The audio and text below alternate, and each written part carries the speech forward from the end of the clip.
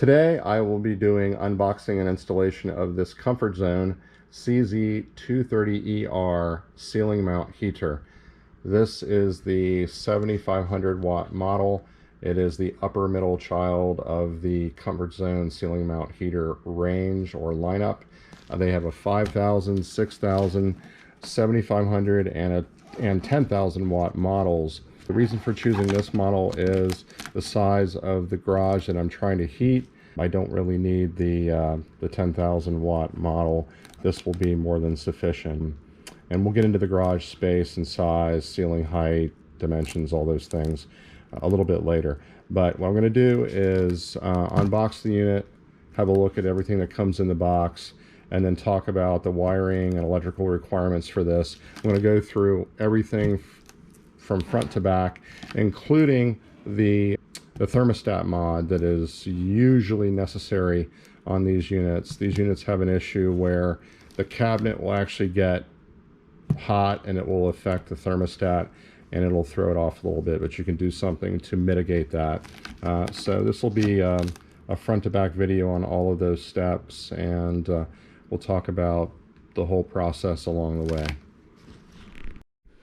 Everything is now removed from the box, and let's have a look at what we have. Got the instruction manual, the remote, the bolt kit, mounting bolt kit, the unit itself, and the ceiling mount bracket. Now, first up, if you're going directly into wood, I presume these would be okay to use, but if you're going through drywall and then into rafters or joists or what have you, I would not use these. In fact, I'm not going to. I'm going to use some much longer lag bolts that will ensure that, you know, this thing is not going to come down. It's pretty heavy. I haven't weighed it. I will later to understand just how much weight is here, but you know, it's a pretty stout, heavy item. You don't want this coming off of falling down or coming loose or something like that. So anyway, that's my first piece of advice. You may not want to use the mounting bolts included. Now let's talk briefly about availability and price on these. They're ranging from $130 to $250 depending on where you purchase this. It has nothing to do whatsoever with the time of year or the season. I mean, we are in winter now. You would think that the price would go up. The price has actually gone down, and it wasn't due to the holidays or anything like that. So it's almost been like market price on these things lately. I've seen the price ping pong in one direction or another, $20 to $30 in a single day. I purchased this for, I believe, $140, so definitely on the low end of that range. But yeah, I would say shop around. My first experience was I placed an order with a supplier. They told me it would take 3 months to get it. Well, that was back in October, and I was fine with that at the time, but then it kept getting delayed and delayed. I finally canceled the order with that supplier, went with another supplier, and the item showed up in 1 week's time. So we're now into January of 2022.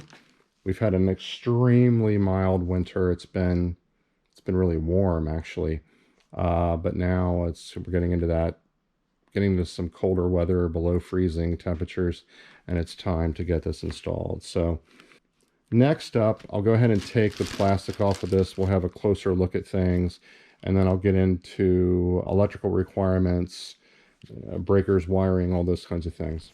Next up. The plastic is now removed from the unit, and let's have a closer look. I've got the unit laying on its backside so that we can get a better view of the control panel. On the control panel, we have the on-off button, the mode button, temperature increase, decrease, the timer, Fahrenheit, Celsius, as well as the display. And I've left the protective plastic in place until I get the unit installed. Up top here, we have these directional vents. These do not move uniformly. You have to move them individually. And there's probably about 30 degrees of motion here in each of these. But behind the vents, you have the actual heating element, or I don't know if that's one or more elements. But and behind that we have the fan. So that's kind of the business end of things.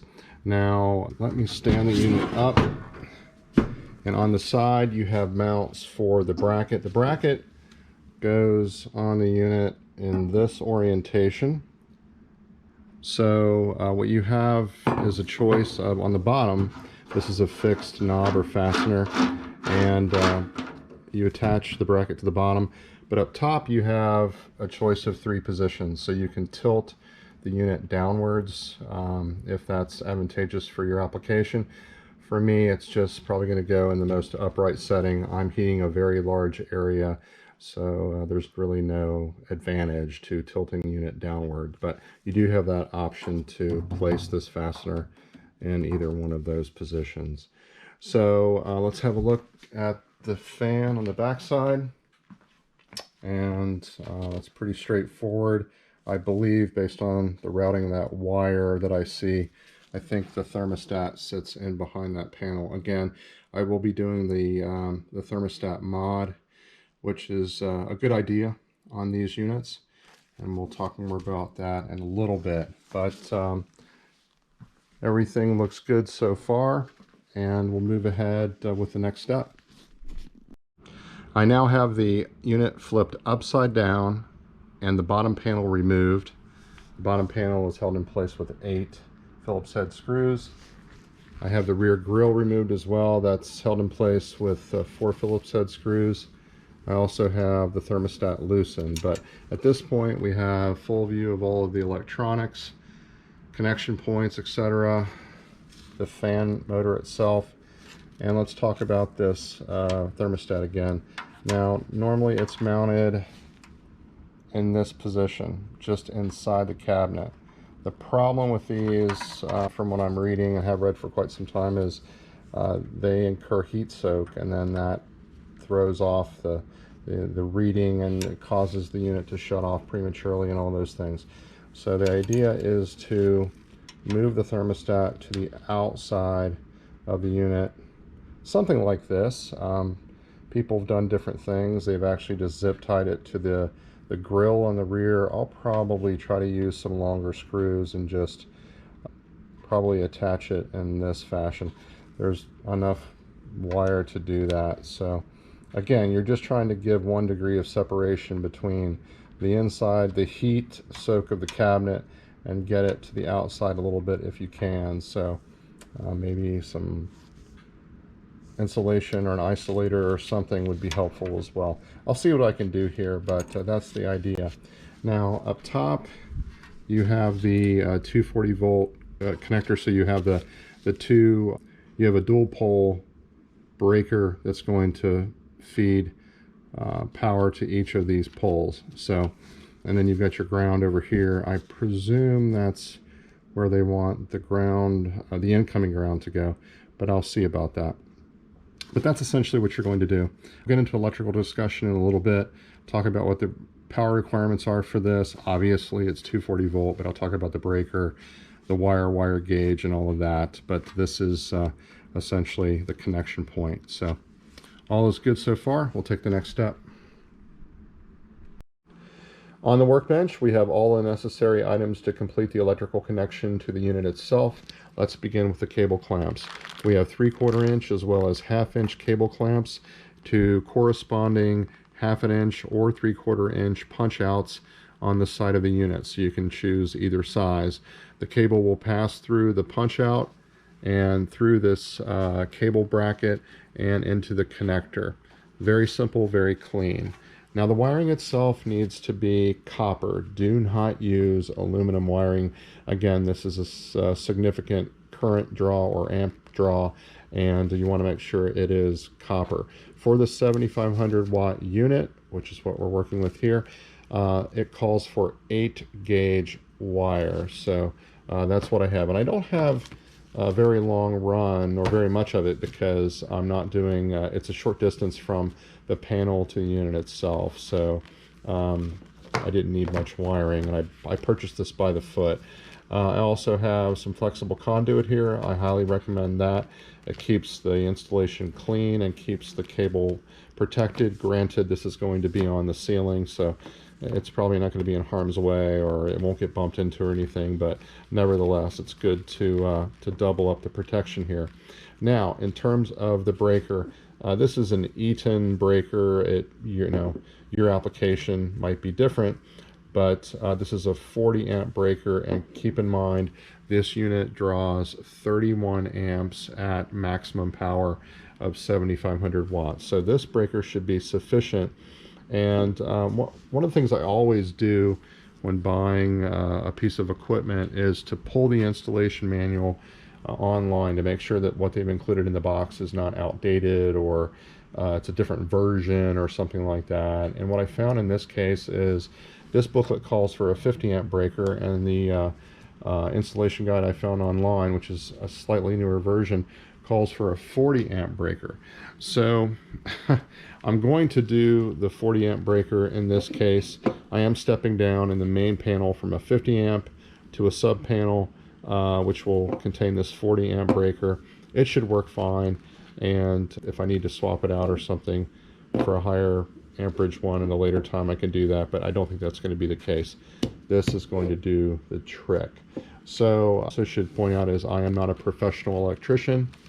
I do a lot of electrical runs and high voltage. I have done a significant number of electrical projects, high voltage hot tubs and vehicle lifts and EV chargers, you name it. But at the same time, that does not make me an expert. So if you're not comfortable doing this, I highly recommend hiring a professional. But this, for the most part, is a simple project. It's very straightforward. If you do things to code and you do things according to the instructions, you should be okay. Let's move on. Let's take a quick look at the main electric supply panels in our home. We have two 200 amp service panels, this one here and this one here. So this is actually what's feeding the panel in our garage. We have actually two here. One is 50 amp service to a sub panel, external panel, and then this one is an 80 amp service to an EV charger, as it's labeled. It's actually a Tesla wall charger, and it's over spec'd because kind of future proofing or future planning for potentially two EV chargers, Tesla or otherwise, in our garage in the future. So, but this one is the one that we're concerned with in terms of connecting this ceiling mount heater. Again, we're going from a 50 amp here in the main panel, stepping down to a 40 amp in the sub panel, and we'll get into that momentarily out in the garage. Let's have a look at the garage space which we will be heating. This is a 740 square foot garage with 10 foot 8 inch ceilings. The attic is insulated, as are the walls. We'll walk over and have a look at the electric panel, which we'll be tying into. This is a bump out. It's basically a workspace, and it's rather a disheveled mess at the moment. I am doing some winter cleaning and reorganization. And here's the panel. So today, this is serving, well, these two breakers serve the lift, and these three are just additional wall outlets. So there's no constant load on anything in this panel, and we'll be adding a 40 amp dual pole breaker for the ceiling mount heater. Now, the electric run will go through this wall, up into the attic, and up into that space. The reason for putting the heater in this space rather than centrally located in the garage is that we have three exterior walls, 1, 2, and 3. And we also have 3 windows as well as an exterior door. So there's a lot of radiant cold energy in this space. This is the coldest part of the garage, and yet it's also a workspace where I spend a lot of time. And yeah, if there's any part of the garage that needs additional heat, it's going to be this space.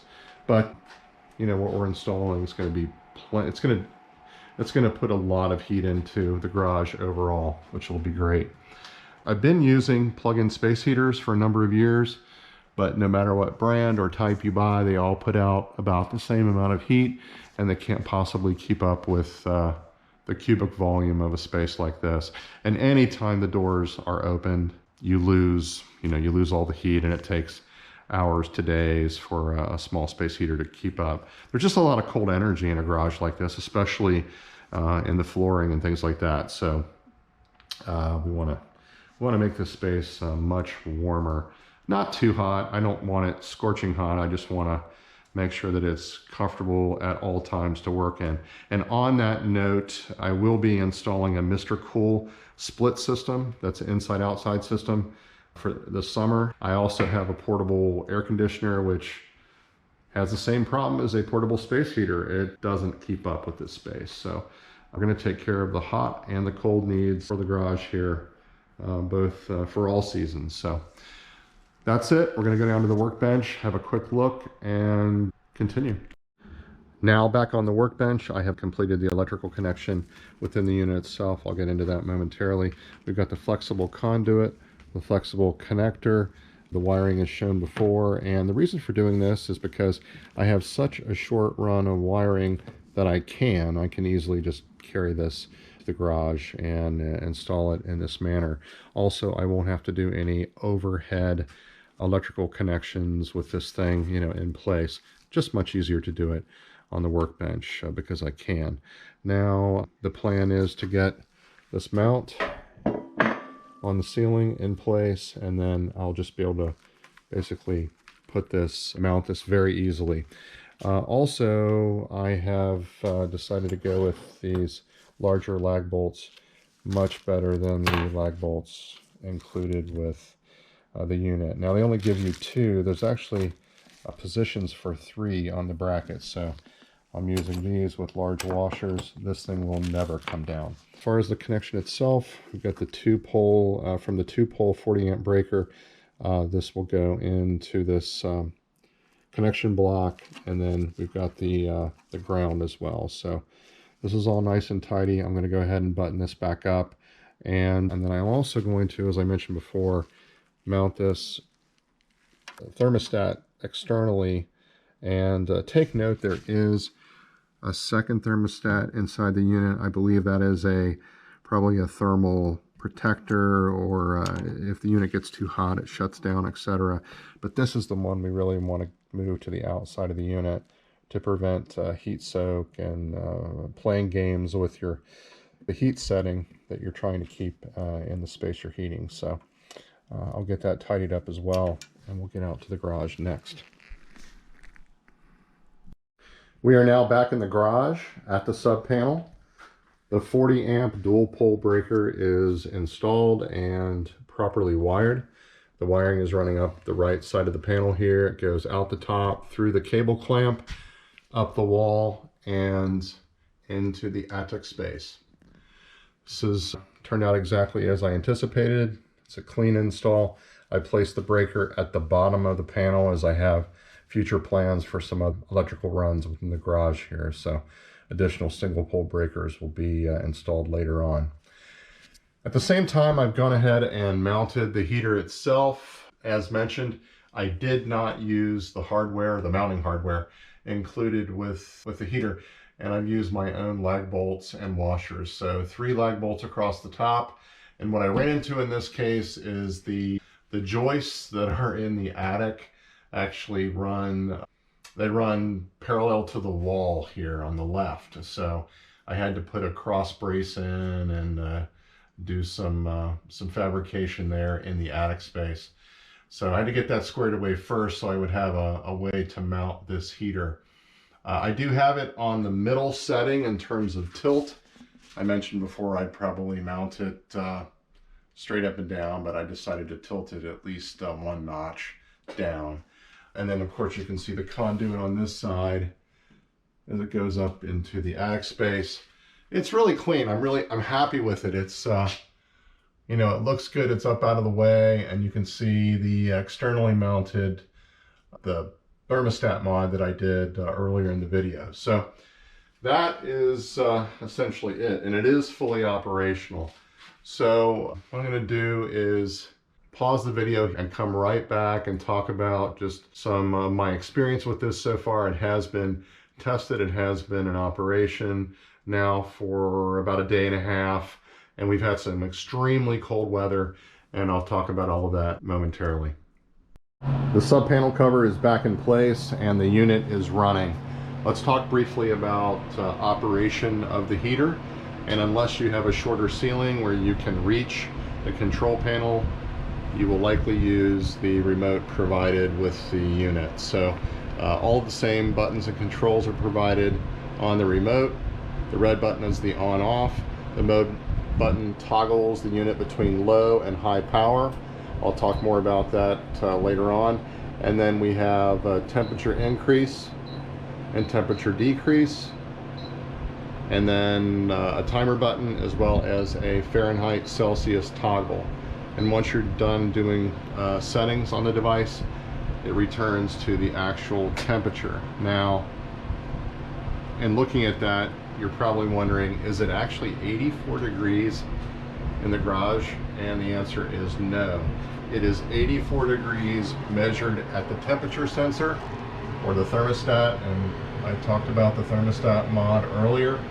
And while that did help matters, the reality is on a high ceiling like this, which again is 10 feet 8 inches, it's measuring the temperature at the ceiling. Now, what I've done is I have 3 thermometers in the opposite corner of the garage, which is about 40 feet away, and I've used those just as a reference point. So we're showing 84 degrees here. Let's walk over quickly to the other side of the garage, and this thermostat, or this thermometer on the bottom here, it's showing about 73 degrees. This novelty item, which is probably not very accurate, but it is a mercury style thermometer. It's showing about 70 degrees.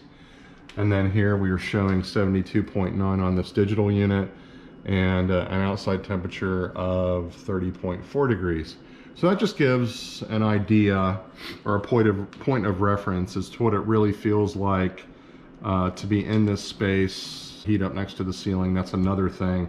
And those are about 5.5 to 6 feet off of the floor. Now, the floor is your biggest combatant in a situation like this, presuming that your garage is relatively airtight, relatively speaking. And the floor itself in this garage is polyaspartic coated, so there's no absorption or release of moisture, but it still is a huge conductor of cold energy. So this morning I came into the garage, it was a 12-degree morning. When I stepped in the garage, the heater wasn't on, and it was about 48 to 49 degrees. I turned the heater on and came back in about 90 minutes, about an hour and a half later, and it was 65 degrees. So that recovery time it's really important to most people. You may not leave the heater on at all times, and probably because these are resistant style heaters and they're not the most efficient, and they're probably expensive to run all the time. They wouldn't be expensive to run just when you need it. But the point being that it recovered temperature very quickly, and it's really what I need. And now the temperature a little bit higher outside, 30 degrees or so, it's easy to get the garage above 70 degrees. I could turn it up even higher, but it's not really necessary. So I'll come back just in a moment. The overhead light was impacting the white balance of the camera, so I have turned that off. As previously mentioned, the mode selector allows you to choose between low and high heat settings. Now, what does that really mean? Well, first of all, the fan, which is in the back of the unit, it does not change speed. It's a single speed fan, regardless of the temperature setting. But what does change is the temperature of the heating coil. Now, the coil itself sits behind these directional vents. On the low setting, it is measured at the coil, 430 degrees Fahrenheit, and on the high setting, it's 530 degrees Fahrenheit. So a 100-degree temperature difference. Now, what does that mean in terms of amps and watts and all those things?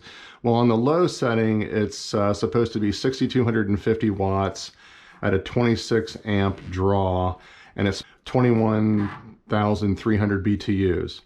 On the high setting, it's 7,500 watts, 31 amp draw, and it's 25,600 BTUs.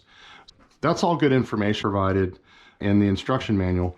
What would be interesting to know is the actual exhaust temperature. And unfortunately, I'm not set up to do that here, not set up to test that, because there is an HVAC standard. It's so many inches to feet away from the unit at a certain pitch. The room has to be a certain ambient temperature. And yeah, I'm just not set up to do that here. What I will say is the temperature, the airstream itself, if you're 2 to 3 feet away with your hands, it will burn your skin.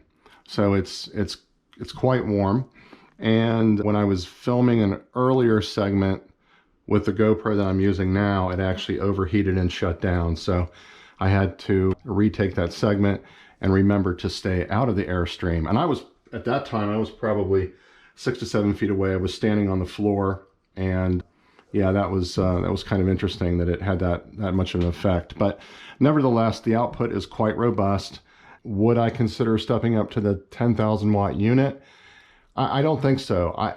If we lived further north, we live in the middle of the Midwest, if that makes sense. We don't live extremely north, and we don't live extremely south. But if I were further north and our winters were colder, etc., the 10,000 watt unit would probably be advisable. And that all comes down again to recovery time, right? When you step into the garage, unless the unit is running at all times, you're looking at a very cold soaked environment. The floor, again, as I talked about before, you've got vehicles and tools and all kinds of stuff that are generally cold. It's just everything's cold soaked. The other thing to consider if you're looking at the 10,000 watt unit is the price. The price, it's a pretty steep jump. So as I mentioned, this unit goes for $125 to $230 retail, depending on the supplier. And I think I paid $140 or close to that. The 10,000 watt unit it's ranging from $330 to over $400. Now, that's a great price. That's a very good price for that much power in this compact size unit. But again, not something I needed, but for those of you that are taking all these things into consideration, you might think about it. So some people have complained that these units are noisy. I'm not talking about this specific unit, but these units in general. To me, it sounds like, maybe a little bit louder than a desk fan. There's a slight hum. It's just, to me, it's background white noise. And I generally have a flat screen TV in the garage. I have Bluetooth speakers. Well, I'll have music or news or whatever playing in the background, and this will not impact my ability to to enjoy those. One comment about the 40 amp dual pole breaker used for this heater install. This is working exactly as I expected. No problems whatsoever. Following installation, I did a stress test where I ran the heater for 12 hours nonstop, and on the high heat setting, which is supposed to be 31 amps of draw, and it worked flawlessly, no issues. So this is an appropriate sized breaker for this installation. I know there was some difference there in the installation guide, 40 versus 50 amps and all of that. It's a 40 amp breaker is sufficient. We're good to go. In closing, this was a good project. I'm happy with the results and the project outcome. Were I to do this again, I would do it exactly the same. So that's all good. This coming spring, I intend to do a mini split air conditioning system in the garage, something else I've intended to do for quite some time. And I have been using this small portable unit that my son used in college, and it's simply not big enough for this garage. But yeah, I'll install a proper air conditioning unit. And I am aware that those mini split systems, they have both heating and cooling capabilities, at least some of them do, and kind of a reverse heat pump mode. But I'm just concerned with the air conditioning component of one of those systems. I haven't chosen a brand or a model yet. I'll do that soon, and I'll get on that project again this spring. I hope this video has been helpful. We'll move on to the next project.